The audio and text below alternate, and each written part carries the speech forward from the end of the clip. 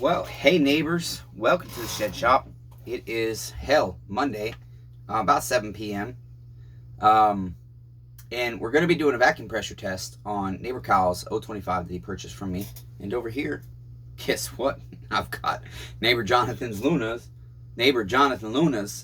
025.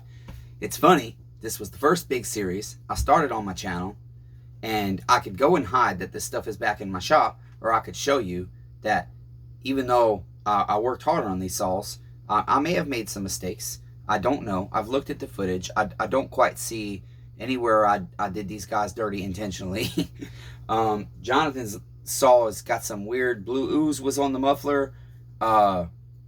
Replaced this tank vent, and I still saw the fluid coming down.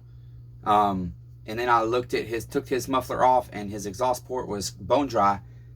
Discovered he had oil coming out of an astronomically unlikely spot on his brand new oversized oil pump I had put in that saw. And then I put a brand new aftermarket oil pump in, and it appeared to be doing the same thing. The problem is the way this thing sits on this saw. Let me show you, neighbors. I've got his saw upside down intentionally right now. The way this oil pump sits on this saw, if it's leaking where this sits inside, there's the oil pump. If this is leaking inside this channel here and coming up behind this oil pump and making it look like it is leaking where the gear goes into the oil pump, I cannot see that. And so that's what I've been trying to figure out for many, many hours in the past few days now. So this is going to be the last thing. Jonathan wants to get his saw back, which is completely understandable. He's got some brush to cut, and I told him, I said, hey neighbor, I don't let nobody borrow my personal saws. But if you need a saw in the meantime for what you told me you need to do, I got one for you. I'll let people borrow saws I keep around to borrow. Sorry neighbors, I think I just saw the oil again. I have to keep an eye on this thing, because if I leave it alone for too long, I will miss it. Okay, I'm basically putting it in this position because there's only one place for the oil to go if it's coming from where I hope it's coming from, but also don't hope it's coming from. Because if it's coming from where I think it's coming from, and that is that channel, I could have just grabbed this saw, damn it. Here's neighbor Kyle's saw. Neighbor Kyle's saw, you can watch the story. I think his oil pump is leaking in here, not up here, where it appears to be leaking. Okay, I think it's the back of this channel. And the only way to say with certainty is to take his motor apart. And as I learned, I tried to tell neighbor Kyle, I didn't finish my sentence the other night when I was talking to him. As I learned, these motors bolt straight to the chassis. On 017s, the pan screws onto the motor, and then the motor bolts to the chassis. I thought, well, maybe as long as I don't break the seal, I can transfer that, because this was initially the Timber Bro saw that had oiling problems. That's Kyle's saw, not John's saw. And I did transfer this motor, but I vacuum pressure tested it after the fact, and it appeared fine. And then, so what Kyle's saw is doing is it was running all kinds of fine. We have the saw on the channel, cutting wood, when it was the Timber Bro saw. And then it started having oiling issues, and they bought the 250. And then I've changed this to another chassis, and there's more footage of the saw cutting. And then Kyle took the saw home, and the day he picked it up, I told him, hey, listen, it just rained, and I think that's why I'm struggling to get it tuned in. I'm not really sure, but you just live a couple miles away, so if you have any issues with it whatsoever, you bring it back. And he did. 2 days later, he brought the saw back. His first time trying to use it, the saw wouldn't cut right for him. So he brought it to my house, Saturday it was, and it was my day off, but I went ahead and told him he didn't know it was my day off. I went ahead and told him, come on over. Sounds like just a tuning issue, when he told me what it was doing. He shows up at my house. We can't get the saw to tune in right. And he says, I didn't know it was your day off. Damn it, sit down, dummy. Tell me how you're doing. Never mind the damn saw. It's your day off. And I said, shit. Normally my neighbors tell me that, and in my head, nope, I've got to solve my problem. I can't let it sit. My neighbor needs the saw back. But I finally decided, no, I'm trying real hard to listen to my neighbors that give me grace and give me patience, and not push myself too hard. And so I sat down with neighbor Kyle. I actually listened to him. We talked all day on my day off. And then Sunday, he came over, helped me do some chores. And I'm sorry you guys don't like the way I say chores, but it's just the way I say it, chores. He helped me do some chores. And guess what we cut with that day? An entire tank, pretty much. This saw. We cut a cedar tree up, and the saw performed fine. It ran out of gas, and because I'd been having blowback issues and thought it might be my mix, I told him I do think your saw's fine. Since you're using the VP premix fuel, I think we don't mess with the fuel that your saw's going to be used to, and so I'm reluctant to put my fuel in this. Well, Kyle takes his saw home, and then his spike comes in that I did him dirty on. I forgot to even tell him there wasn't a spike on his saw because I had wanted to put this one on originally with the saw before I even know who bought it.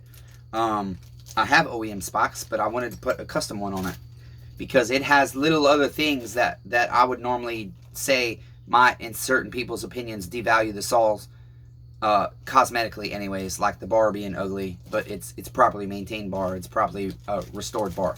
Anyways, so he brought it back. I didn't even know he was going to be leaving a saw. He showed up at my house. I was just going to give him his spike or put his spike on. And he says, I got to leave my saw with you. I said, what the hell, neighbor? He says, I started it up. I think it started and then it wouldn't start again. I don't recollect, but I tried to start it while he was here. I think he said he wouldn't cut it wood. Damn it, I cannot remember. I remember right before I take the video, you guys, and then I'm taking the video, and I can't damn remember. Either way, the saw was not running right. It was not doing its job. And so he comes over to the house, and I try to start the saw up, and the saw won't start up. And I can tell it's flooded, okay? But neighbor Kyle leaves the saw the next day. I haven't posted the video yet. I haven't made it public yet because I have his diagnosis also that as of recording this video, I've not made public yet, okay? We found the problem. I think I fixed it. And basically in that video, I was cutting fine. And it's only, you know, 6-inch, 8-inch logs and little branches. And Kyle messaged me when I sent him the video link that only he's seen. He says, you're not cutting any real wood.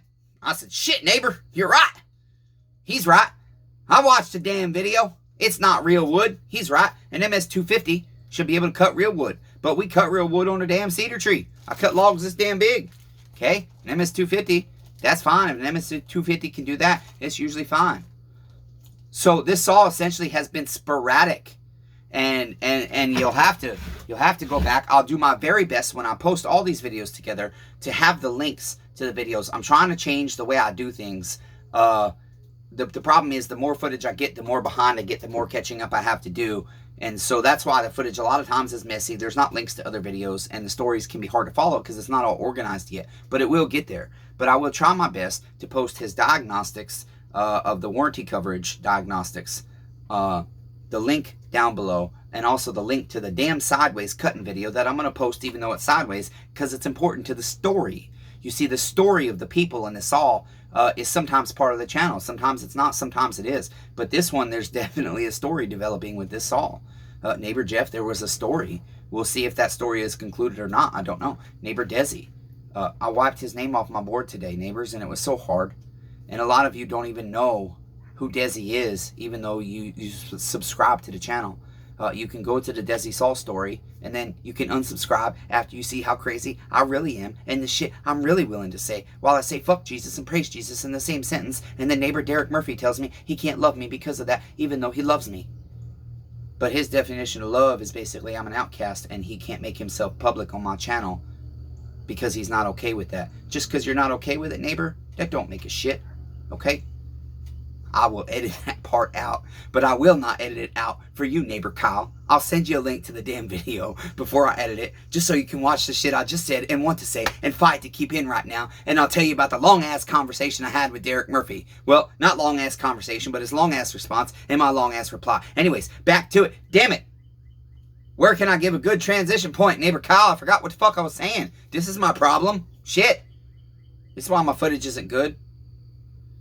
We were saying about your saw, about the story, about Derek Murphy, neighbor Jeff, neighbor Desi, wiping the board.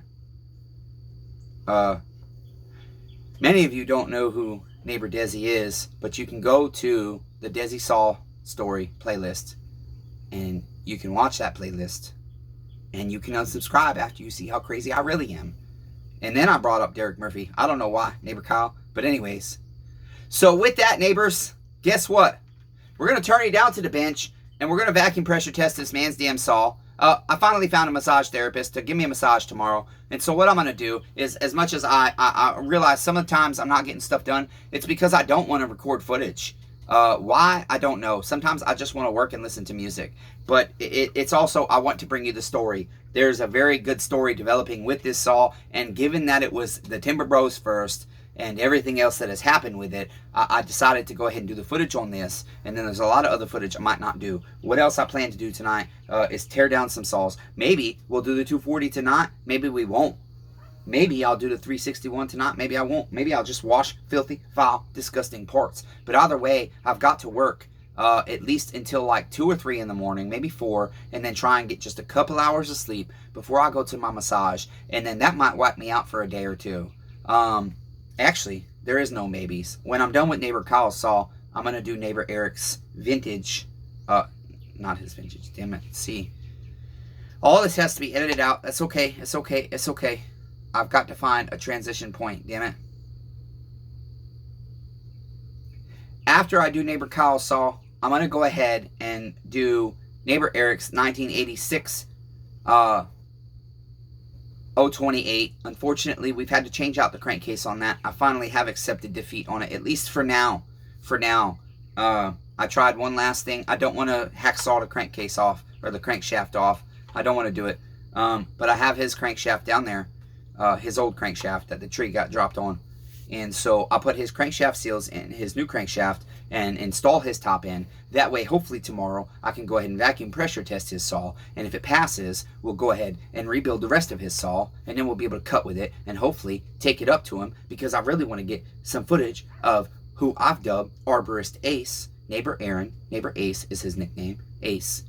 And I just feel Arborist Ace has a really nice ring to it. Arborist Ace bought my MS200T. And I really want to get some footage of this badass climbing a tree with this saw for you guys. So hopefully we'll be able to bring that to you. Because any man that's willing to climb that damn high in a tree with nothing but a rope and 2 spikes on his boot, in my book, has got some balls. And so I want to show y'all that chit with my saw.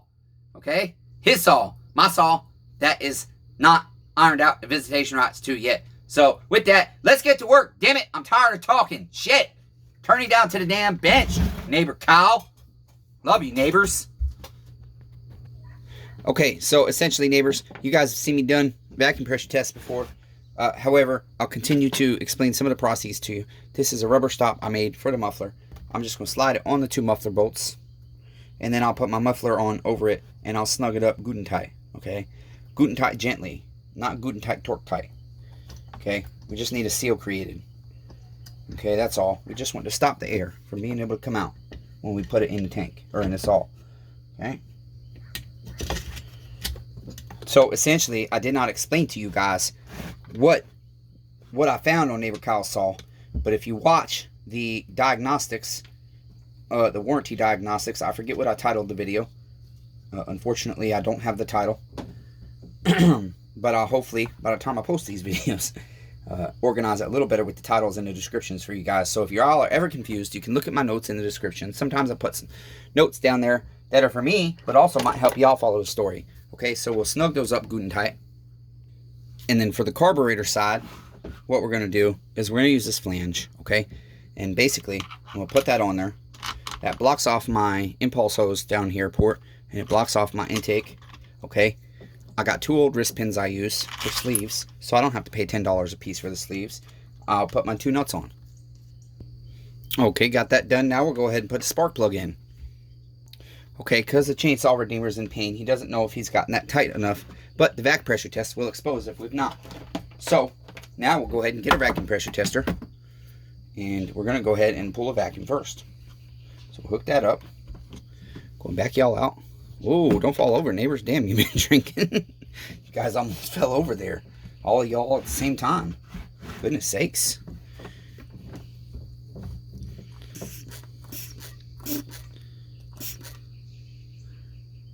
Okay. And so essentially, I thought I heard a whizzing. It's on vacuum right now. So essentially, we've sucked all the air out of the motor to ensure it can't suck air in places it's not supposed to. And I cannot ever see this with the light. I've got to stare right at it for a few minutes. So we'll watch this for a few minutes, neighbors.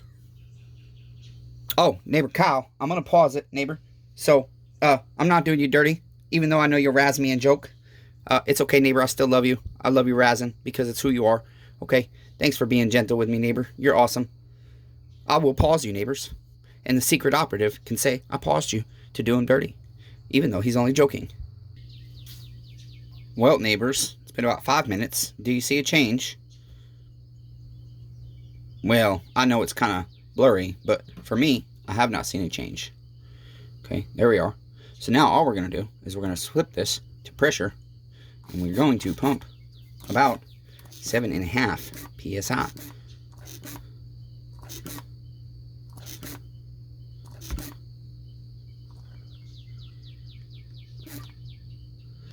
Okay, here we go. And now we'll leave that for like 5 more minutes. If I was doing a long extended, I would only do about 5 pounds.